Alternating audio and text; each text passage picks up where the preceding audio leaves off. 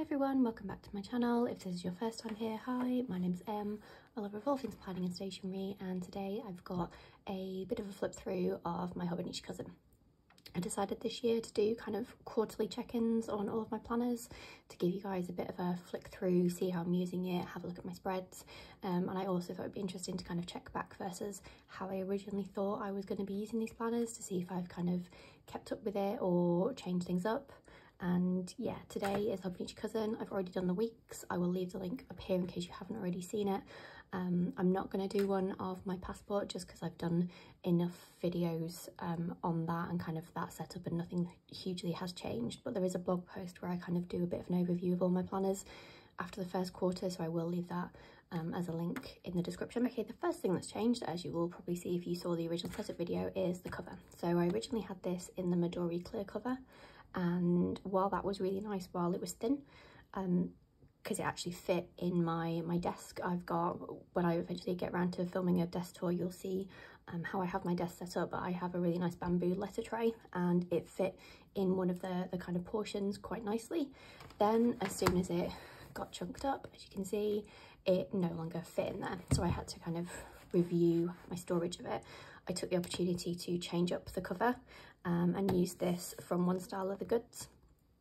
I will link everything in the description in case there's anything you like the look of. But yeah, I decided to switch back into this.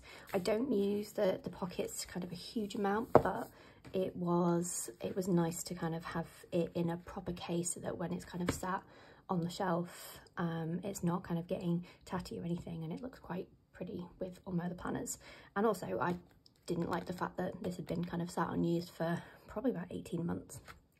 So yeah, moved back into this. It's got card slots, which I'm just filling with a few bits and pieces, like my colour coding for my index, the stickers that you will see that I'm currently using in my weekly pages. There's some sticker release paper in here, some old business cards, and then I just have kind of a few bits and pieces. So this is the current monthly kit that I'm using, some ephemera, which I'll talk about a little bit more. Well, it's a bit matte, but I'll talk a bit more why I have this as we get into the daily pages, and then just the monthly stickers that I am using in the monthly pages, which again you will see. I keep the decoration really minimal. I don't do like a whole kind of pretty dashboard thing like some people do. I just have my Cocoa Fusion tabs, which as you can see I use quite a lot in the planner. I like to know that if I come back to the front page, I've always got something for quick page marking. Next we have the Year at Glance, which I set up for bank holidays, as I never have somewhere kind of handy to kind of see them quickly at a glance. This has worked out really useful every time I'm setting up a planner or looking at kind of setting things up in terms of holidays and bookings and things like that. Having this to kind of refer to, really handy. We'll probably definitely do this again. To be honest, it's one of the few ways I can think of using these pages. If you do have any other ideas of how to use these pages, please drop me a comment, because I'm always after new inspiration. This is my index page, so I don't use this in a kind of normal way. It's very similar to Lindsay Scribbles, so my daily pages aren't really for planning, they're more for kind of other things, and they essentially become kind of a set of collections. I will tab probably the most important ones that I flick to a lot, so like my inbox and YouTube planning and things like that, but everything else I write in here, and I use the colour coding to basically just see at a glance. So everything that you can see in pink is journaling. It's not necessarily journaling per se, it's more, I guess, light scrapbooking. So I use this to collect kind of mementos and pictures and write a little about, you know, days and holidays and things like that, hence the beer mat. And so yeah, so I don't bother writing in journaling, I literally just do the colour coding. This is working out really well. The only thing that's kind of annoying, hence the post-it note here, is I have to line this and then wait a while before actually writing in what the subject is. Otherwise it just kind of, with the fountain pen and the mild liner, it doesn't work too well, so it does need to be kind of fully dry before I write on it. Even then, it is quite bold, as you can see. Like some of them, they've not worked quite well. I think next year what I'll probably do is, if I set this up in the same way, is probably just write it in a gel pen rather than my trusty fountain pen.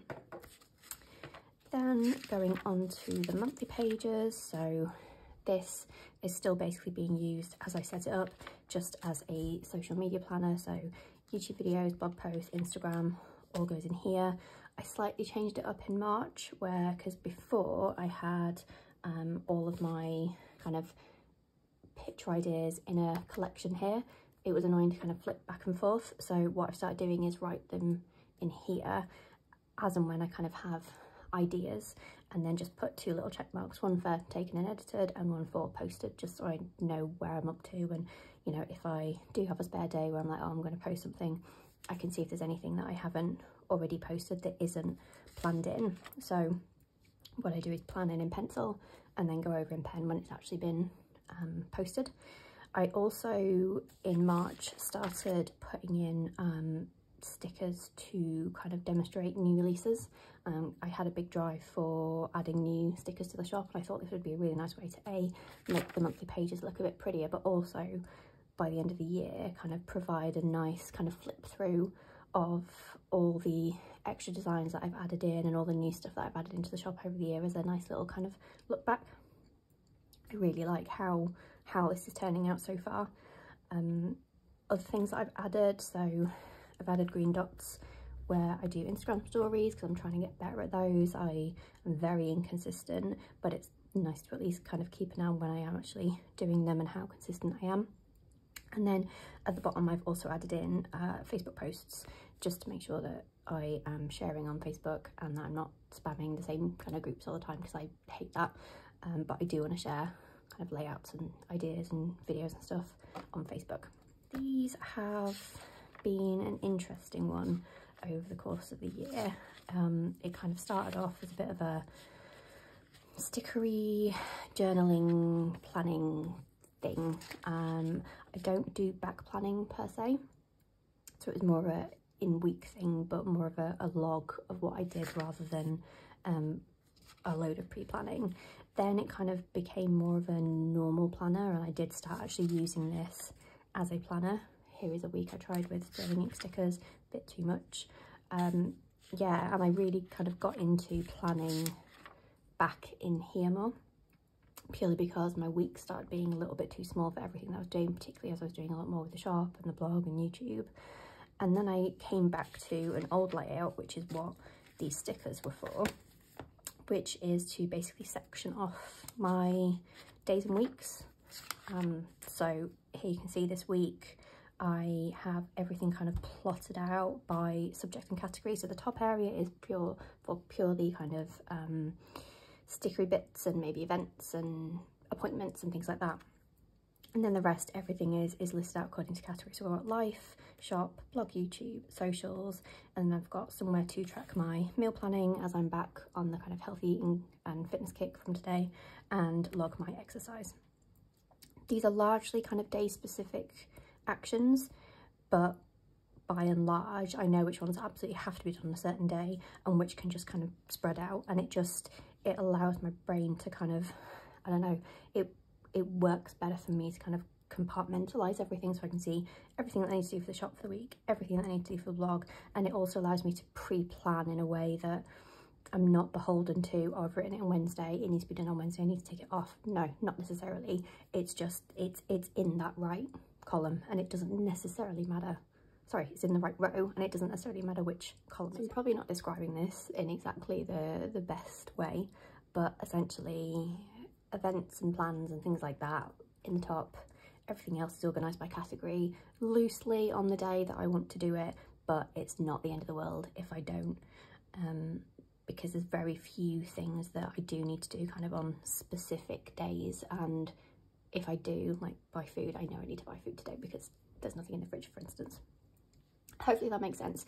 If you do want me to kind of go into detail a little bit more about how I use it and why it works for me, let me know in the comments, and I'll do a follow-up video purely on kind of this planning system. Not a problem. Finally, I always kind of use the sidebar as a bit of a inbox for things I'm waiting on, whether it be emails or post or anything like that. And then this week, because I want to do a bit more creative things and a bit more reading, I've just made a little habit tracker here with some mild liners and some stickers. I'll see how that works out. I don't necessarily want to do both of those things every day, but this is just to try and get me to do it a little bit more than I have been. So onto the daily pages, and some of these I won't necessarily share because, like I say, the bulk of the pages I use is a bit of journaling, scrapbooking, and so there's lots of pictures and things that I'm probably not going to share on camera, but what I try and do is kind of show you a few different pages to give you a flavour of how I use these dailies in different ways. So this is an example of, we had a ridiculous game of squash and my calorie burn was insane, so I printed out a picture with my zip Polaroid and then added a bit of deco so it wasn't a completely empty page. Apart from this, this is one of my YouTube collections, so this is just some ideas on videos that I want to do. This is a really nice page. You know, when I say journaling, I don't like do full-on journaling. I might just make a little note around what we've done that day. Generally what I will do is just stick in ephemera and some pictures, maybe a bit of deco, and have that to look back on. And actually I really love just being able to flick through and it just be, you know, a bit more exciting than a photo album because it's got extra bits and pieces like where we stayed or where we've lunched or things like that. Yeah, I did a bit of this in my 2020 cousin and really liked it, so, or 2021 cousin rather, so I'm really excited to kind of have like a full year of just being able to flick back through and see bits of trips or day trips or just meals out interspersed with all my other planning and notes. I think it'll be really nice to look back on. This was just a quick kind of planning spread that I did to kind of review my planners and how I was using them. Just make sure that there wasn't anything that I felt like I was missing in my planners. I do like to do an exercise like this every so often, particularly if I feel like my setup isn't quite working. So I just kind of went through, put down everything that I thought should be in every planner or everything that I wanted kind of a home in a planner, and then just kind of synced that up to tweaks that I wanted to make. So like here is where I decided to move the additional ideas into the sidebar of my monthly instead of having a specific Instagram ideas page in here. This is just some shop planning. This is some pictures from when GoldenEye came out, or rather was re-released on the Xbox. We played a bit of that and realised it's really bloody difficult. But yeah, I wanted to print out some pictures. Another workout for prosperity that I wanted to print out. Again, another collection, this time blog ideas. Good combo here of some kind of light journaling and just some sticker planning and kind of vlogging. You know, some of the collections are kind of proper info collections that I'll refer back to. Sometimes they're just note pages and it's nice to have it in here rather than, you know, just on a scrap bit of paper.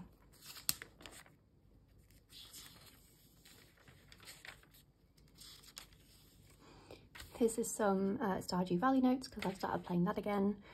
And yeah, I like to have certain bits out in front of me like crafting and secret notes and things that I need to go back and do, or notes that I need to solve. So the reason that there is a beer mat in here is that I picked up 2 in the same weekend, and these are quite thick on the pages, and I realised that I probably couldn't get away with sticking 2 in without kind of really starting to bulk up the pages, so that's why it lives in the cover now.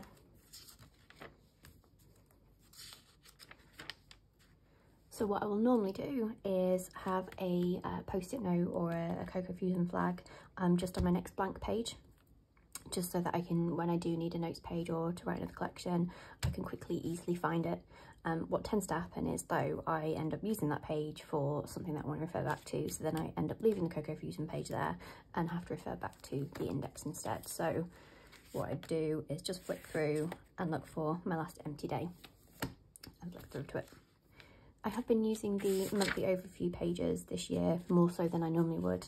I have been sticking in the corresponding vellum from Sterling Ink, which I've been subscribed to up until May, but I've just cancelled my subscription purely because I have way too many stickers and I'm kind of drowning in them, and I either need to use them all up really quickly or cancel, and that first one wasn't going to happen, so I've cancelled it for the time being.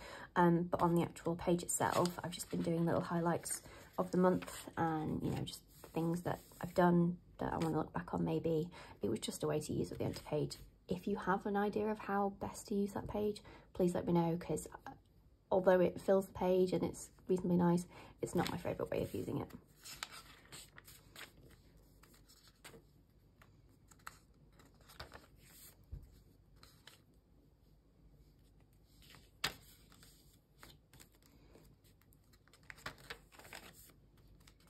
As you can see, some pages I do write a little bit of journaling, but literally just a what we did more than anything else.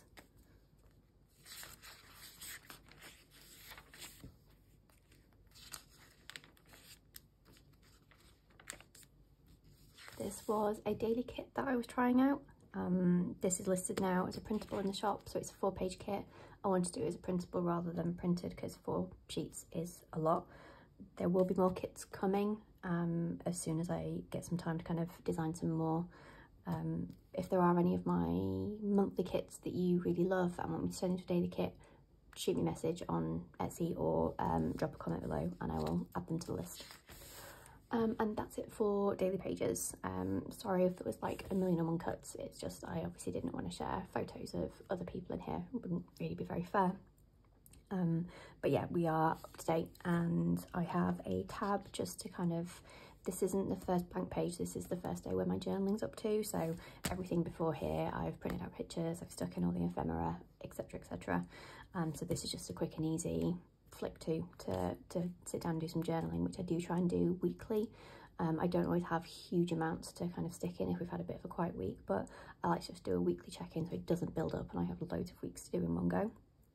The only other things to probably talk about is my awful but trusty blotting paper. I absolutely need this in this planner no matter what I do. The ink does just smudge. I don't know whether it's because I have oily fingers. I don't think it's the ink so much because it's just bog standard diamond ink, but yeah, I can't live without that. And I also added a tab to the top because I kept losing it in the planner because it's slightly smaller than the pages because I just cut it down myself. This has been really handy actually.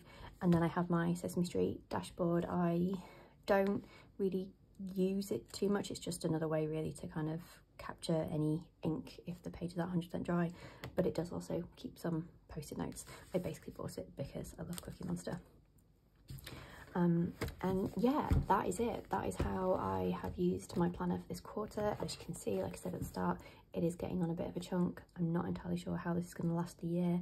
This is the first time I've probably stuck in as much as I have in the daily pages in terms of photos and things, so it will be really interesting to see how it fares over the year.